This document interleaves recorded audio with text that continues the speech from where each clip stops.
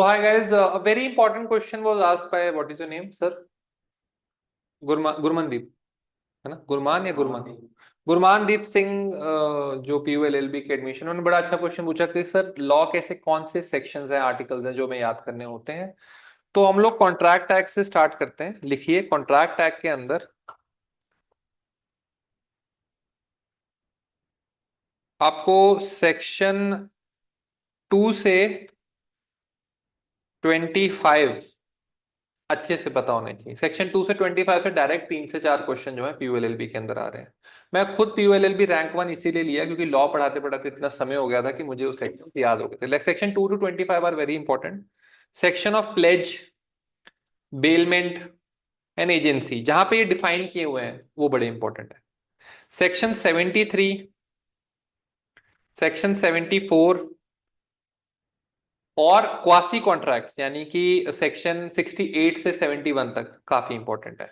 ये आपको पता होने चाहिए कि हाँ यार, ये कॉन्ट्रैक्ट्स में मेरे बड़े इंपॉर्टेंट सेक्शन है। सेक्शन 68 टू 72, यानी सेक्शन 68 से लेकर अगर आप 74 तक देखेंगे तो वो इंपॉर्टेंट है। 2-3 लास्ट वाले, प्लेज, बेलमेंट, एजेंसी, ये इंपॉर्टेंट है। इंडेमनिटी का जो जहां पर डिफाइंड है वो इंपॉर्टेंट है। ये कॉन्ट्रैक्ट एक्ट हो गया।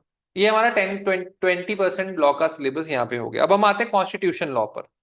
तो कॉन्स्टिट्यूशन लॉ के अंदर आपका आर्टिकल, अगर हम चलें, आर्टिकल 12 से लेके 51 तक, 51A तक सारे इंपॉर्टेंट है। ये 20 एक आर्टिकल्स हैं, ये सारे इंपॉर्टेंट है।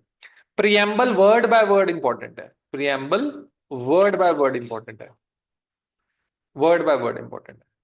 फिर इसके बाद इंपॉर्टेंट है इमरजेंसी। फिर आर्टिकल 32 एंड 226 इंपॉर्टेंट है। फिर क्या इंपॉर्टेंट है गाइस आपका? आर्टिकल 368 इंपॉर्टेंट है। ठीक है, आर्टिकल 368 इंपॉर्टेंट है। इसके बाद इंपॉर्टेंट अमेंडमेंट्स जो हैं, इंपॉर्टेंट अमेंडमेंट्स कौन सी हो गई आपकी? फर्स्ट अमेंडमेंट, सेवेंथ अमेंडमेंट, जिसमें स्टेट्स बने हैं नए नए। जैसे उन्होंने डायरेक्ट पूछा था नागालैंड कौन से अमेंडमेंट से बना है, तो आई थिंक 11th या 13th अमेंडमेंट था। तो states made by which amendment, states made by amendment, वो इंपॉर्टेंट है। इसके बाद बच्चों इंपॉर्टेंट है क्या आपका? सीधा सीधा 42nd amendment, 44th amendment, 51st amendment. इसके बाद आपका इंपॉर्टेंट है 86th अमेंडमेंट। इसके बाद आपका इंपॉर्टेंट है 199 से लेके 108 तक सारे अमेंडमेंट्स। और मेरे ख्याल 91st अमेंडमेंट भी इंपॉर्टेंट है। तो ये आपको बड़े इंपॉर्टेंट तरीके से अमेंडमेंट्स जो हैं वो अच्छे से करने हैं। ठीक है। इसके अलावा ऑल शेड्यूल्स सारे आपको याद होने चाहिए। All schedules in the constitution are very, ये सब टाइप के, एमएस सेट हो, पीयू हो, एलएलबी हो, सब कुछ आपको इंपॉर्टेंट है। अब हम बात करते हैं कि ये तो हो गया, अमेंडमेंट्स हो गई, स्टेट मेड बाय अमेंडमेंट हो गए, all schedules in the constitution हो गए। अम, अब हम बात करते हैं फैमिली लॉ की।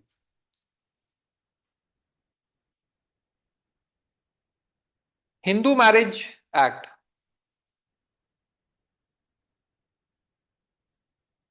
All act is important. All act is important, मतलब जो मेन इंपॉर्टेंट एक्ट है उसके अंदर देखो ना, डाइवोर्स का है, म्यूचुअल सेपरेशन है, और हर बार क्वेश्चन पूछ रहे हैं वो। तो ये सारे का सारा 1 से लेके 15 सेक्शन तक इंपॉर्टेंट है। बाकी के सेक्शन जो है वो आप ऊपर ऊपर नजर से पढ़ सकते हैं। बट अगर आप मेरी बात माने तो ऑल एक्ट इज इंपॉर्टेंट। कोशिश की जाए तो ऑल, नहीं तो 1 to 15 तो याद होना चाहिए। ठीक है। इसके बाद हम बात करते हैं टॉर्ट्स की। टॉर्ट्स में, टॉर्ट्स लॉ, आप किसी भी साइट पर जाएं, important case law of Indian torts law आप देखें तो सिर्फ केस लॉज इंपॉर्टेंट, इसमें सेक्शन नहीं होते।